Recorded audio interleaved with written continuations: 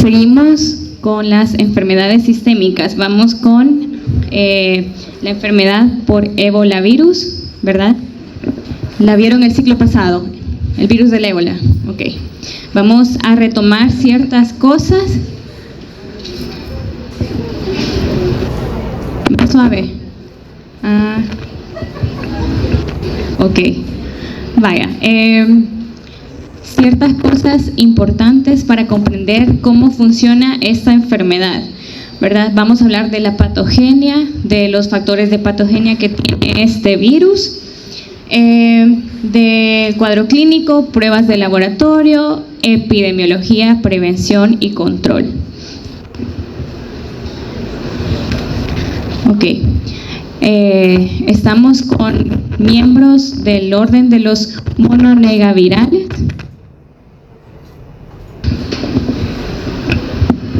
Hola.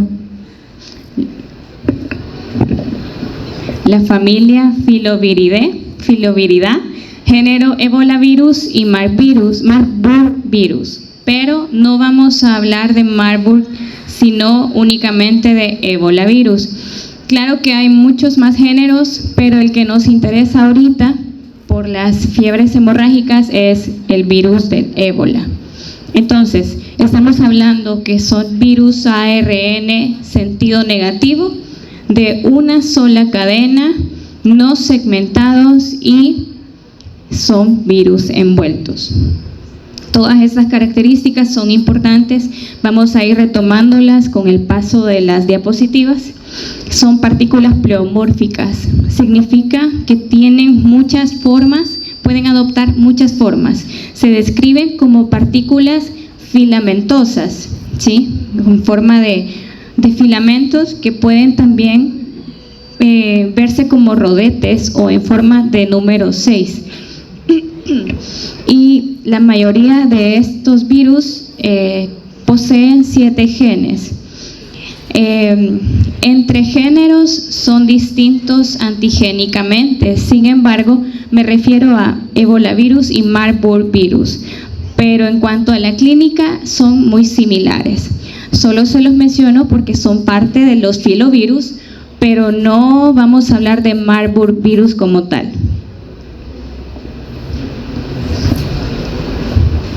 Bueno, la enfermedad por el virus del ébola, antes se conocía como fiebre hemorrágica del ébola, es una enfermedad grave, altamente letal en humanos. Comienza como una zoonosis porque es transmitida por ciertos animales que vamos a mencionar, a la cabeza el murciélago de la fruta. La transmisión es por contacto directo. ¿Contacto directo con qué? Con fluidos corporales infectados, con tejidos corporales infectados también. Y también en el caso del personal de salud, pues por inoculación traumática. Ya, así como muchas enfermedades como VIH, hepatitis B, todas las que pueden ser transmitidas por punción, por vía parenteral. El inicio es una enfermedad similar a la mayoría de enfermedades patógenas para el humano, ¿sí?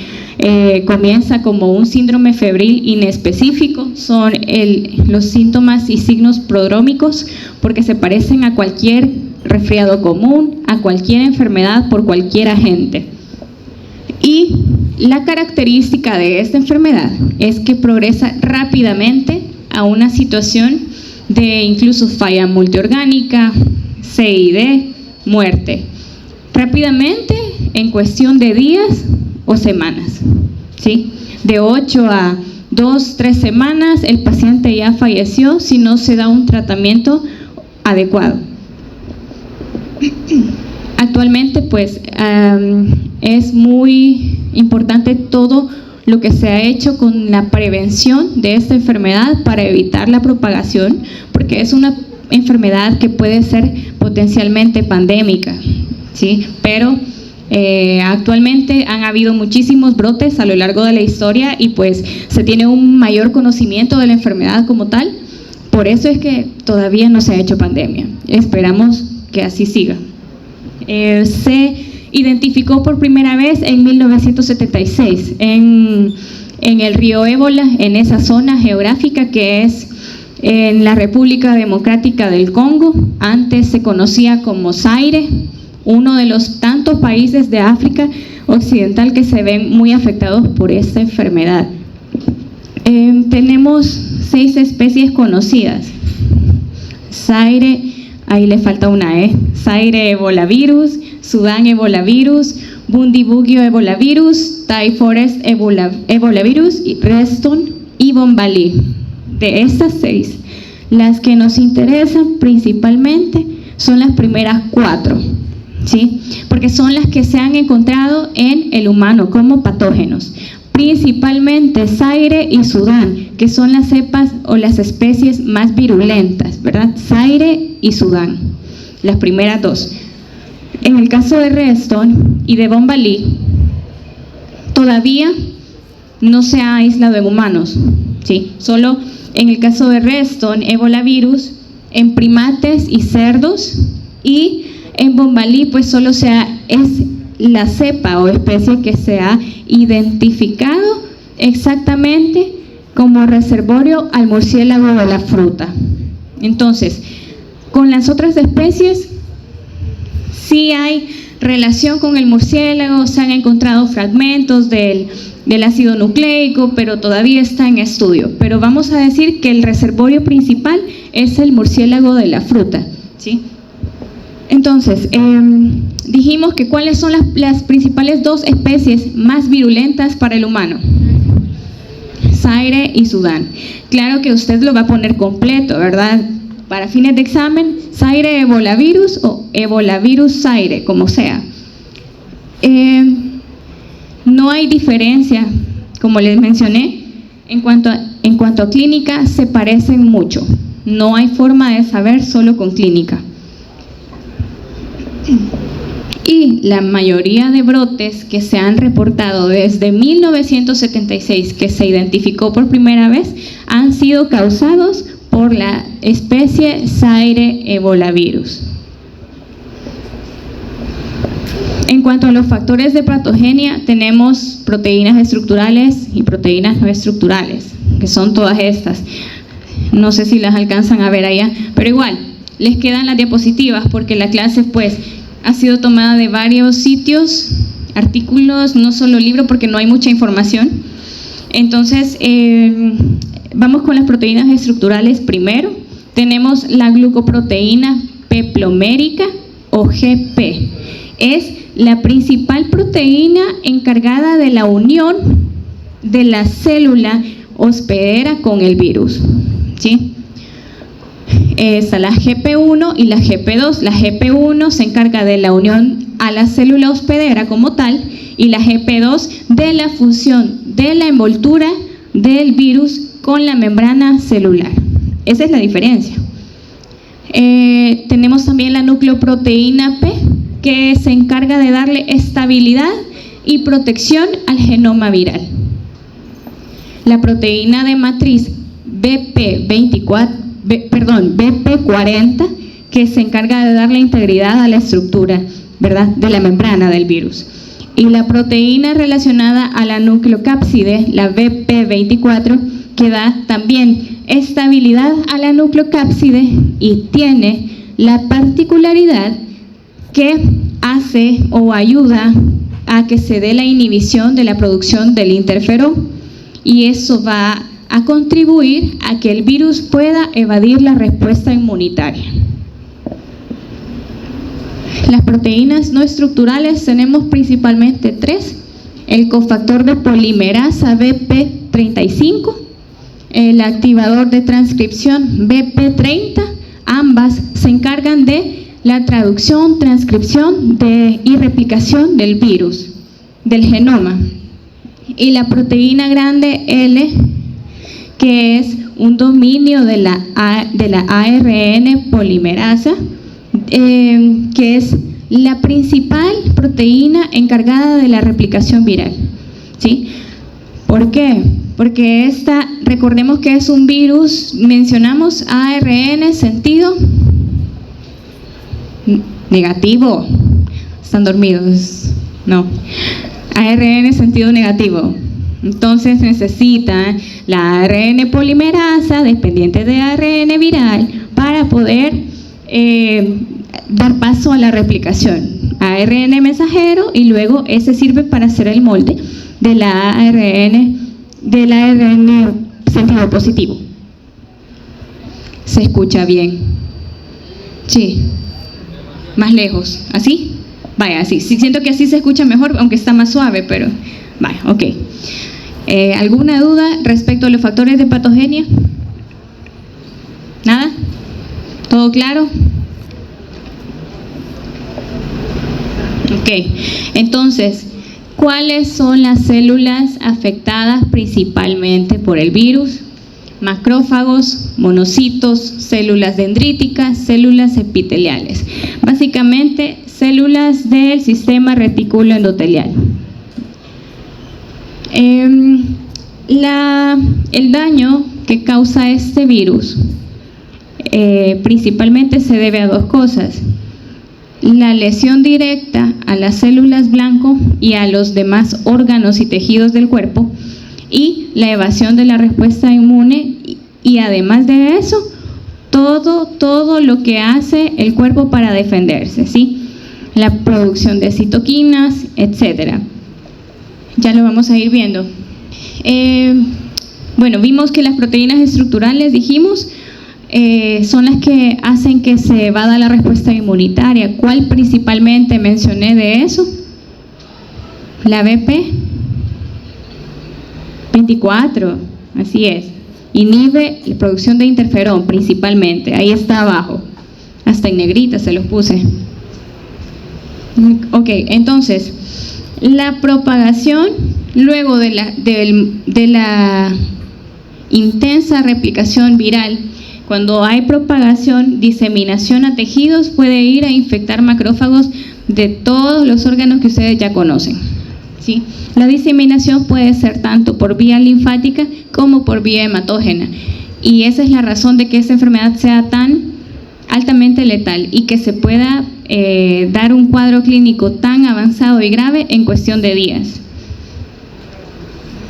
Entonces, el virus infecta a la célula dendrítica, monocitos, macrófagos, hay una liberación de citocinas, hay una tormenta de citocinas. ¿Ya saben qué es eso? Ya saben, muchísimas citocinas de diferentes tipos, y eso es lo que causa una respuesta inmunitaria aumentada y la lesión a órganos. Se libera también el factor tisular. ¿Qué es el factor tisular? 3. Factor 3 de la cascada de coagulación, que ya saben, ya se la pueden de memoria.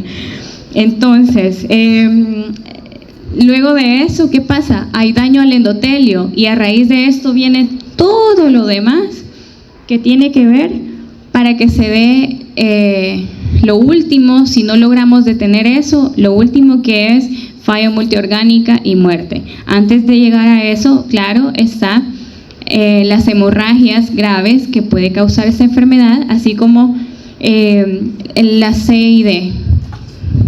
¿Qué es CID? Ya los mencionamos en varias clases. Coagulación intravascular diseminada. Ok. ¿Verdad? Entonces, en los ganglios linfáticos, pues hay una inhibición de los macrófagos y células dendríticas. Todo esto da paso a que haya un deterioro en la respuesta inmunitaria. En el hígado hay necrosis, hay destrucción de hepatocitos, y todo eso en el hígado afecta para la producción de factores de coagulación. Y también en las glándulas suprarrenales. Inhibe la producción de hormonas importantes, esteroides, cortisol y todas las que nos sirven como, en cierta manera, de protección. Hay daño a todo sistémicamente. Entonces, el periodo de incubación es de 2 a 21 días. La liberación produce daño directo y muerte celular. Entonces, hay liberación de citoquinas, de especies reactivas de oxígeno, y eso produce edema, shock hipovolémico, hemorragias, fallo multiorgánico y muerte, ¿verdad? Hay signos típicos que ya vamos a mencionar cuando veamos la parte del cuadro clínico. Entonces, el virus entra a la célula. Se puede encontrar en todos los fluidos corporales: sangre, orina, heces, incluso vómitos, semen. Ya vamos a hablar de eso, es muy importante a tomar en cuenta la parte del semen. Y el ataque al sistema inmunitario va a destruir principalmente los linfocitos. Entonces no hay alguien que medie una respuesta inmunitaria como se debería, porque los linfocitos son los primeros en ser destruidos. Además de eso, se forman coágulos. Aquí recordemos que hay una discrepancia, porque hay hemorragias, pero también hay coagulopatía por consumo.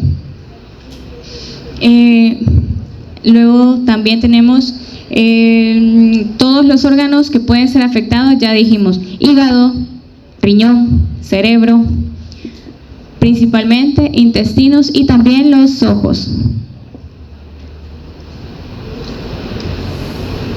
Entonces puse el ciclo replicativo después de ver todos los factores de patogenia. Siento yo que así va a ser un poco más claro para pasar tan solo al cuadro clínico.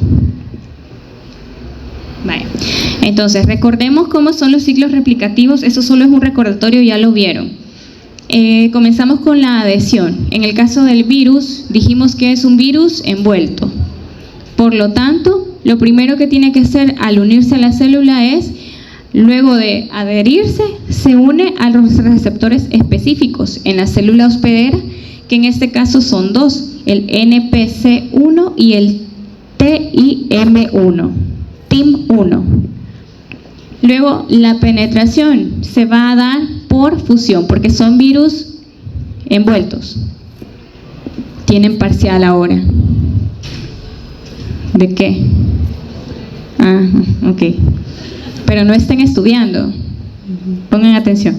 Entonces, la envoltura se pierde, se une a la célula hospedera, el virus, y penetra el citoplasma, porque, como dice la regla de la mayoría de virus, ARN, la replicación propiamente dicha se da en el citoplasma. Entonces, y ya dijimos que utiliza la ARN polimerasa dependiente de ARN, ¿verdad? Luego de la fusión se da la pérdida de envoltura y la cápside. Entonces se libera el ácido nucleico para dar paso a la replicación como tal. Entonces, ya en el citoplasma, la RNA polimerasa dependiente del ARN viral va a transcribir el genoma viral a ARN mensajero para que sea el molde del ARN sentido positivo, ¿sí? Eso en los ribosomas de la célula hospedera. Y el ensamblaje. Las proteínas estructurales y todas las copias se van a unir y van a formar las nuevas partículas virales que van a salir, se van a liberar por gemación, porque son virus envueltos.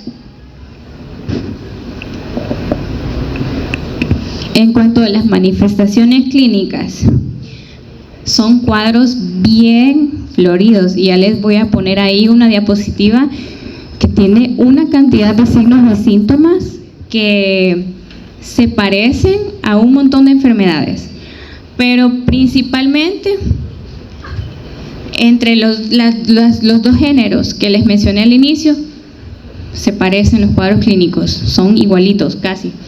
Pero como estamos hablando de la enfermedad del ébola, comienza como un síndrome febril inespecífico: fiebre, mialgias, artralgias, tos, dolor de garganta. ¿A qué se parece eso? A resfriado común, a dengue, a un montón de cosas. Ya van a ver, hay como, de los que he puesto, como 15 diagnósticos diferenciales. O sea, algo tan sencillo como a resfriado común o algo como malaria, VIH, todo. Entonces no hay nada específico en los primeros días.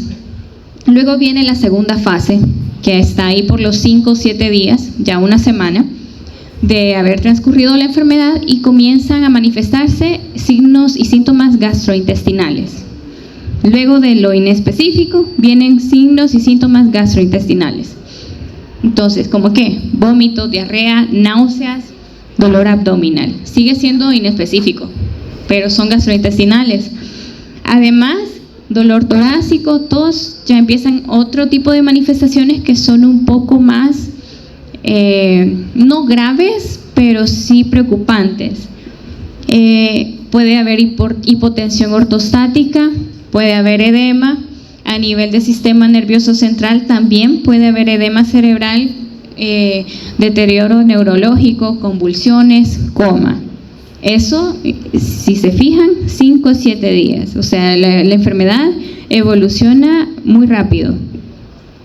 Luego, ya llegando a las 2 semanas, si el paciente sigue vivo, así es. Si el paciente, lastimosamente, así es. Puede haber falla multiorgánica, shock, muerte,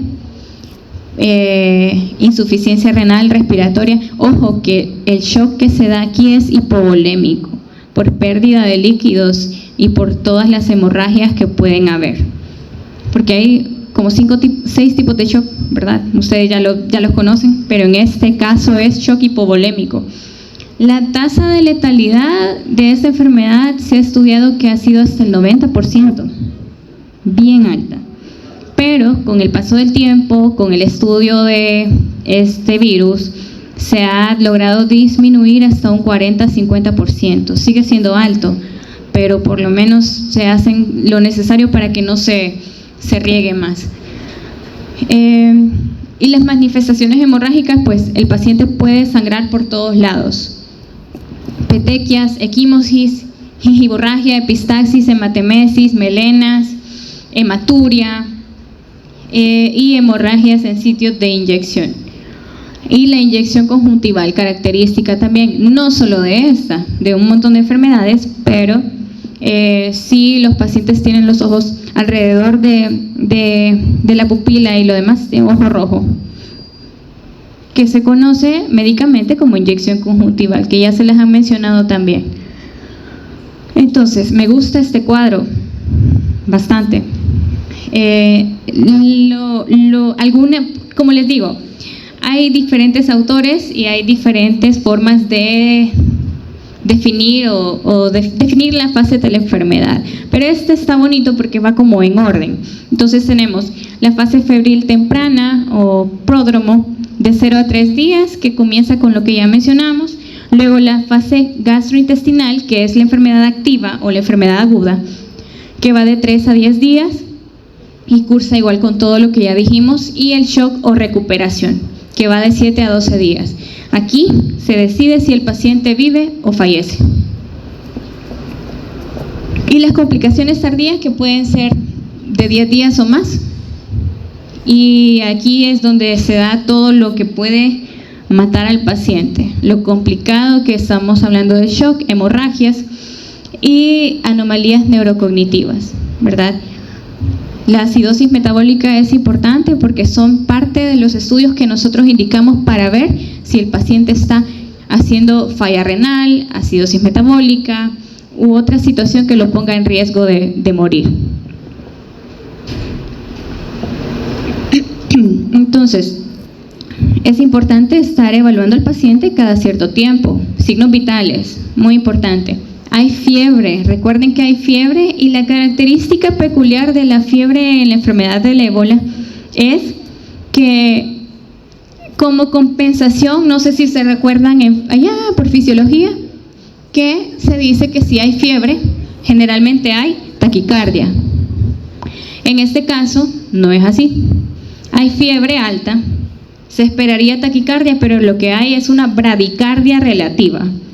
Entonces, la frecuencia cardíaca está disminuida y como compensación. Son mecanismos compensatorios del cuerpo, ustedes ya conocen. Eso es importante porque también nos hace pensar en tifoidea. ¿Recuerdan? Ya vieron tifoidea, este ciclo. La fiebre tifoidea también tiene fiebre, pero no hay taquicardia, hay bradicardia también. Además, estas son las lesiones no típicas, pero sí graves a nivel de piel, ¿verdad? Hay un exantema generalizado, maculopapular, pueden haber vesículas tan grandes o vesículas que confluyen para formar todos esos que se ven acá, ¿verdad?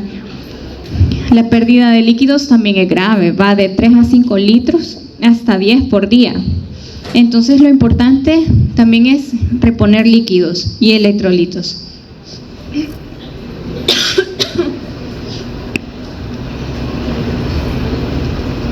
Vaya, este cuadro no se lo aprendan, solo es para que vean, es un estudio que se hizo para el brote más complicado que hubo por 2014-2016.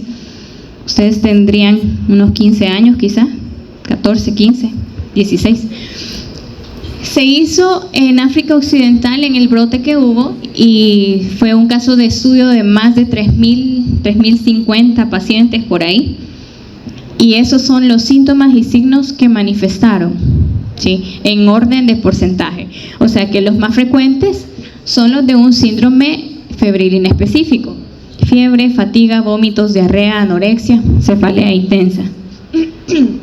Y los menos frecuentes en esa población fueron todos los que tienen que ver con sangrado, que aquí se ven porcentajes chiquitos, pero en realidad son situaciones que ponen en riesgo al paciente. Todo lo que tiene que ver con sangre: epistaxis, hematemesis, hemoptisis, sangrado en el sitio de inyección, sangrado debajo de la piel, hematuria, ¿verdad?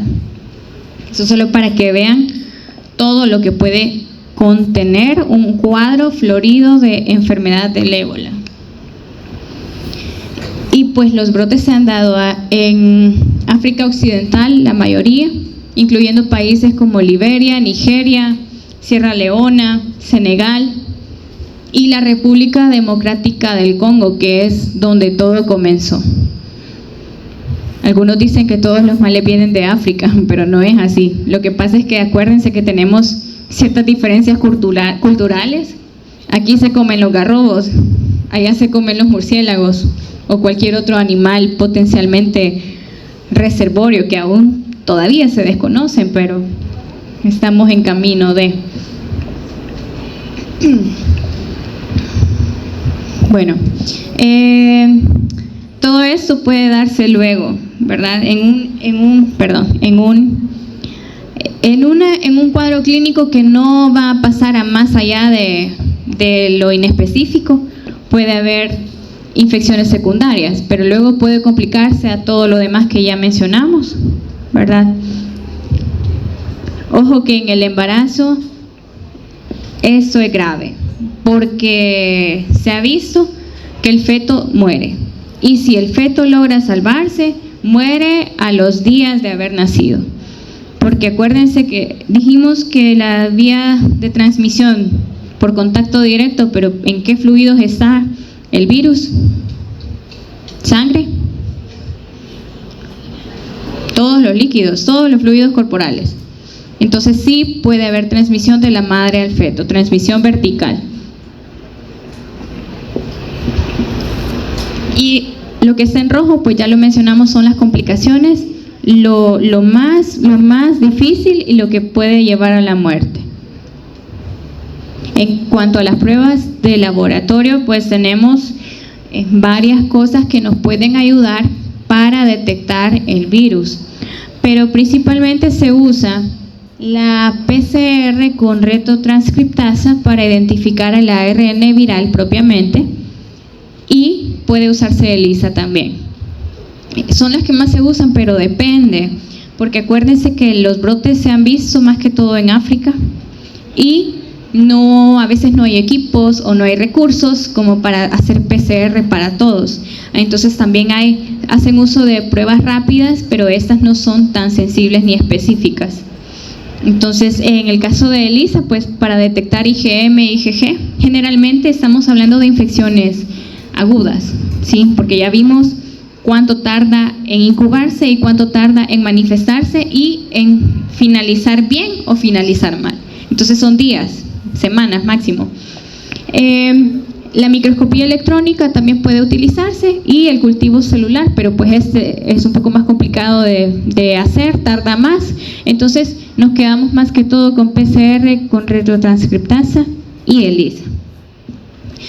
Algo importante y lo que les iba a decir respecto al semen es que se ha encontrado virus en el semen mucho después de haber recuperado, de haber el paciente recuperado de esa enfermedad. Hasta un estudio mencionaba que hasta 101 días después encontraron virus en semen, ¿verdad? Con PCR. Así que los pacientes, o sea, les digo porque uno no sabe a dónde va a terminar en esta vida. Entonces, no, de verdad, porque yo conozco personas que trabajan en ciertas instituciones, les toca ir a misiones oficiales a África y están en contacto con todo esto. Entonces, si hay un caballero que ha tenido ébola y se recuperó, lo mejor es la abstinencia o usar preservativo. No es chiste, de verdad. En cuanto al hemograma, esas son otras pruebas que no nos van a hacer diagnóstico, pero sí nos sirven como para tener una guía y ver por dónde va la cosa. El hemograma puede haber leucopenia de hasta 1000 células por microlitro antes de haber una leucocitosis, ¿sí? Además hay trombocitopenia, ya vimos que hay hemorragias por todas partes, entonces la trombocitopenia hasta de 50.000 plaquetas. Y electrolitos, todo para abajo. Solo el potasio que puede haber hiperpotasemia o hipopotasemia, pero luego tenemos hiponatremia, hipocalcemia, hipoalbuminemia. Las enzimas hepáticas van a estar elevadas generalmente y hay creatinina elevada también y proteinuria. Los tiempos de coagulación prolongadísimos. Y pues la gasometría arterial, que es lo que nos va a servir para ver si hay acidosis metabólica o alcalosis. Y el tipeo sanguíneo también, un examen tan sencillo pero puede salvar vidas, no se imaginan, en el caso que el paciente necesite transfusiones de sangre.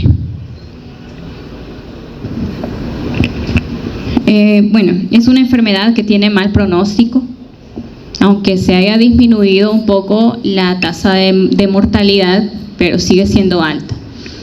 Los factores predisponentes son la edad del paciente, el estado inmunitario, los factores genéticos, la vía de transmisión y la cantidad de virus que esta persona, con la que estuvo en contacto esta persona. Además de si tiene alguna disfunción orgánica, de eso depende mucho si el paciente lo va a lograr o no. La tasa de recuperación pues ha mejorado por todo lo que hemos visto con el paso del tiempo, de estudios que se han hecho, de medidas de prevención y de vacunación. Todavía están en estudio, pero sí hay vacuna para una cepa, ya vamos a ver. Entonces aquí está lo que les decía, el primer brote que se dio en el 76, la tasa de mortalidad fue de 88% para ébola virus Zaire y para Sudán 60%, que son los principales dos más virulentos para el humano. Entonces, y la tasa de mortalidad en los brotes recientes ha sido de 40 a 50%. Y aquí están los diagnósticos diferenciales, ¿verdad? Todo se parece.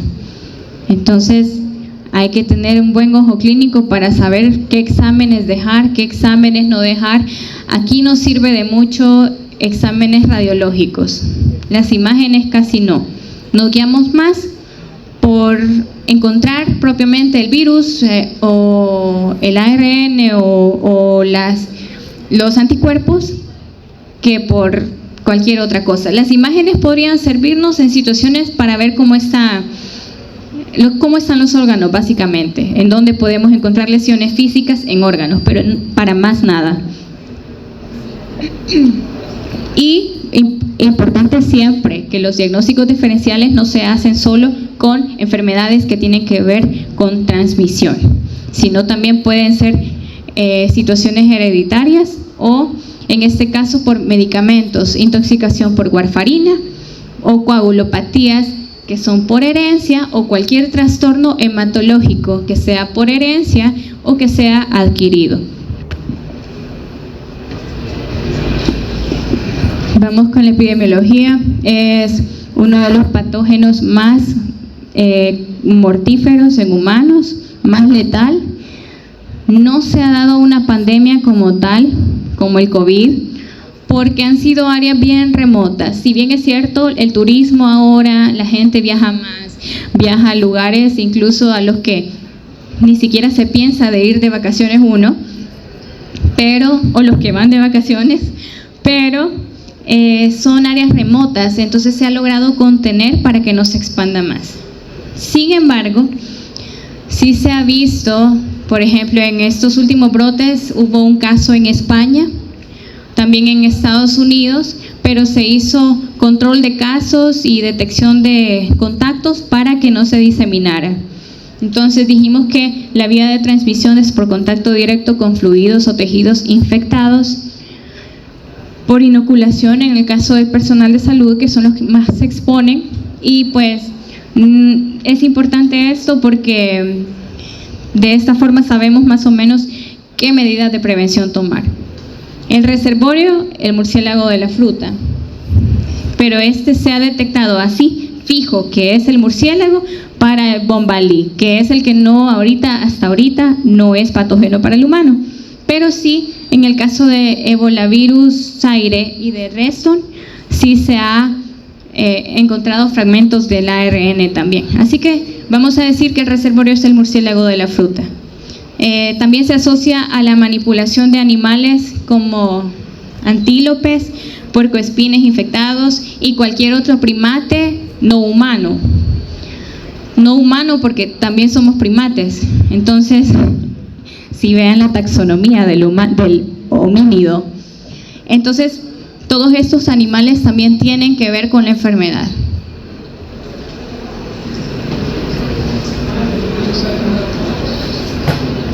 Entonces, ha habido varios brotes. Yo no sé si se recordarán del 2014-16, que ha sido uno de los más letales. Ha habido muchísimas muertes por esta enfermedad. Sin embargo, en el caso de el virus Ebolavirus zaire, hay una vacuna aprobada por la FDA y se ha visto que ha disminuido la mortalidad hasta en un 84%. Pero solo de las demás especies todavía están en estudio. Entonces no podemos decir que vamos a prevenir con vacuna porque no solo está circulando zaire, ¿verdad? Esas tasas de mortalidad son importantes.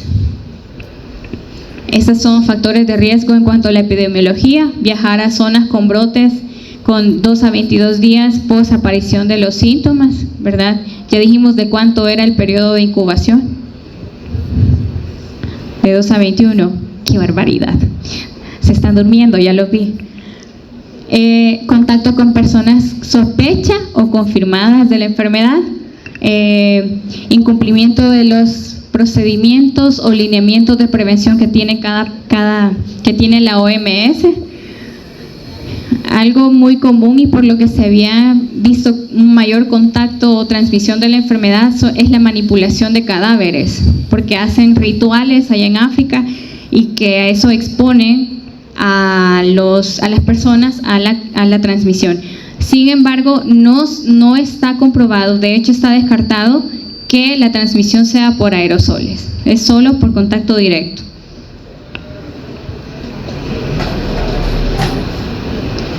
Vaya.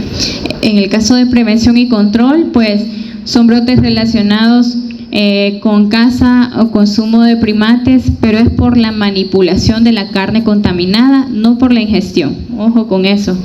Entonces, tenemos que tener conocimiento de esto, porque si bien no está pasando aquí, ustedes van a ser médicos, entonces Y como les digo, no saben si van a ir a África a contribuir humanitariamente con su conocimiento, así que tienen que tener, así como en todas las enfermedades, equipo de protección adecuado y medidas de protección adecuadas. Entonces, se utiliza todo lo que ya sabemos: guantes, gabachas, zapateras. Las zapateras casi no se usan, solo cuando van a cirugía se van a dar cuenta, pero en este caso tienen que andar como astronautas, literalmente.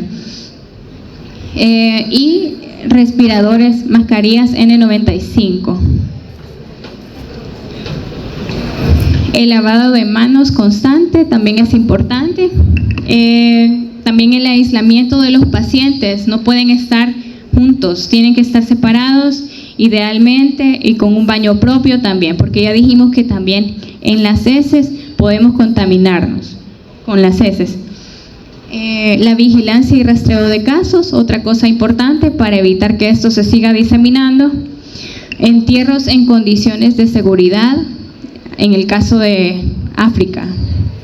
Tratamiento, rehidratación, reposición de líquidos y electrolitos, ya lo mencionamos, y la vacuna que solo está para ébola, no lleva tilde, ¿verdad? Ahí se me fue, ébola virus aire.